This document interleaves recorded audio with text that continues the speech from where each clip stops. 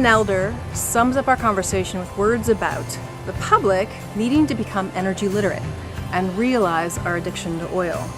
He concludes that the Gulf blowout has been a catalyst for generating public support for energy transition, but we found ourselves in a difficult place between wanting to get away from the environmental risk and damage of offshore drilling and needing more fuel to ease the burden of economical suffering. And finally, working out a plausible transition strategy and waiting for our cultural identity to shift. So Kris, if you could look into the future, how do you think our Gulf debacle will play out on many different levels, environmentally, economically, and even in terms of security? That's a tough one. On the one hand, it's done an enormous amount for public literacy about oil.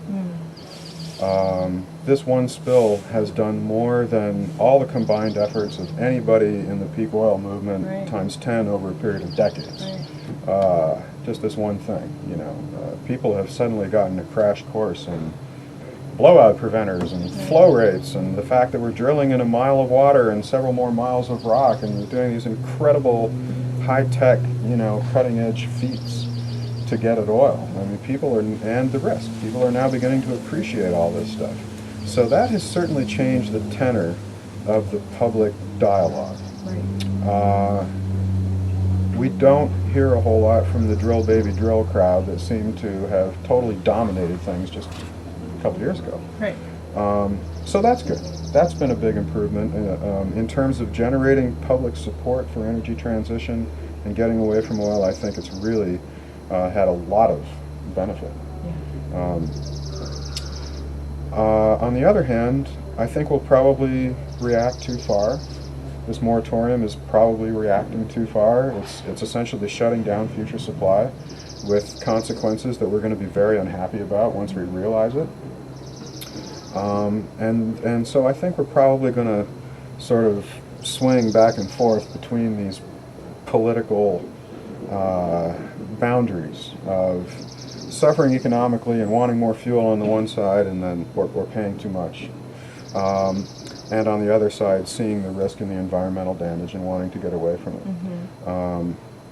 But it's really too hard to say how this is all going to play out.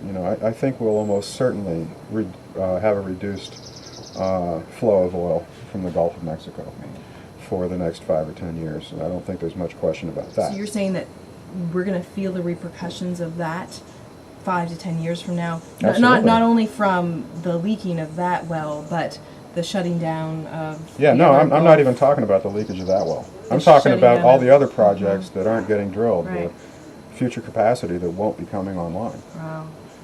And the production from now until the moratorium is lifted from the existing wells that we're operating. That's just not coming to market. Because that compounds our situation. Absolutely. Already. Absolutely. It puts us even tighter in that spot between the rock and the hard place. Well, especially when you think about the opportunity wasted. That can drive you crazy. So I try not to think about that too much. I try to just think, well, okay, here we are. What do we do now? I just think it's so important that we come up with intelligent, sensible, rational, numbers-based responses to this problem and try to really plan a way forward rather than thinking that, having one faction screaming drill baby drill on the other side and the other faction, screaming we need renewables, we hate the oil companies. That's just not going to get us anywhere. So I think we need to grow up in a big hurry and start becoming energy literate first of all. Knowing a little bit about where our oil is coming from and how addicted we are to it and how difficult and how long it will take to come up with a transition strategy. And I think we're getting some of that out of this spill. It's horrible that people had to find out about it this way, because what was really surprising is that we've been doing this kind of thing for over a decade without a big accident like this. That's what was surprising, not the fact that we had this spill. It's unbelievable what we're able to do now to produce oil. But the danger is that the public thinks that, we will, again, rise to the technological challenge and invent something that we'll be able to just like you're taking a straw in a milkshake, you know, poke through the bedrock Right. a mile down Right. under the ocean and just easily suck it out. It's not just the idea of cheap gasoline.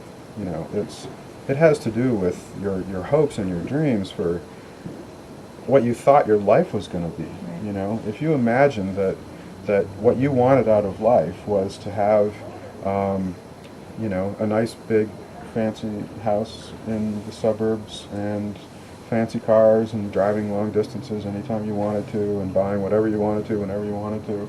If that was your idea of what you wanted out of life, you now have to start giving up that idea, and that's painful. You know, so it's not just energy. It has to do with our cultural identity in a lot of ways. So I think we have to really just sort of wait for our cultural identity to change, for our ideals to change. And when you're talking on that level, you know that it's really a very slow process. In some ways, you almost have to wait for older generations with older ideas to die, and newer generations coming up with different views to sort of take control. You know, I like to remember that 100 years transpired between the Emancipation Proclamation and the Civil Rights Act. If you want to talk about deeply held cultural values that take a long time to change, 100 years for that to change.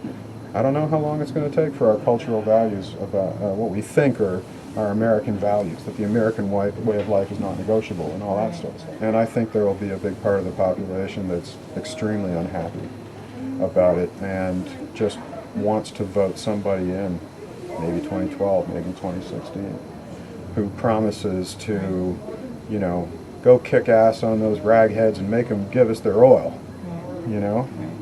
There'll be a part of America that reacts that way. It says, don't tell me I can't have what I thought I could have. Go get the oil. Do what you got to do. And then there'll be another part of the population that just sort of recognizes the situation we're in and sort of gets down in the trenches and starts slogging forward to energy transition to a renewably powered future. But it's going to be messy because it's going to happen very quickly, and a lot of people aren't prepared or emotionally prepared to deal with those changes, and they're going to react badly. It'll be messy, I'm afraid, just because the time is so compressed.